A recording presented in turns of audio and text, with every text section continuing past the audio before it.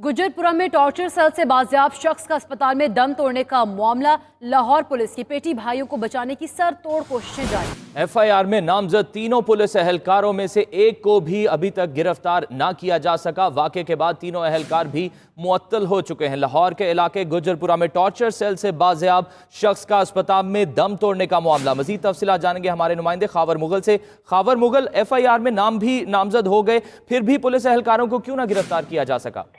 जी बिल्कुल, कुछ रोज कबल जब ये निजी टॉर्चर सेल का इंकशाफ हुआ था तो उसमें जो है कुछ मुल्जमान को जो है वो बाजियाब करवा लिया गया था और उसके बाद जो है पुलिस के आला हुकाम ने कार्रवाई करते हुए 3 जो है वो एहलकारों को मुअत्तल किया था और इसके साथ एक एसएचओ को भी मुअत्तल किया था जो एसएचओ गुजरपुरा थे।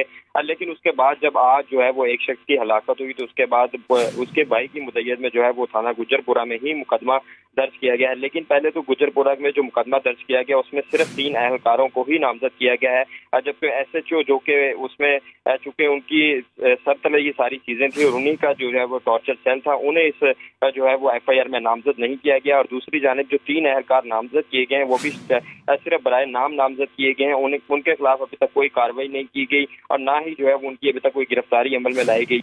अमूमी तौर पर अगर पुलिस जो है वो अगर कोई शख्स गिरफ्तार ना हो तो उसके घर वालों को गिरफ्तार कर लेती है, लेकिन हम देख रहे हैं कि पुलिस अपने बेटी भाइयों को बचाने में जो है वो सरतोड़ कोशिशें कर रही थी। ठीक है, बहुत शुक्रिया खावर मुगल अपडेट करने का।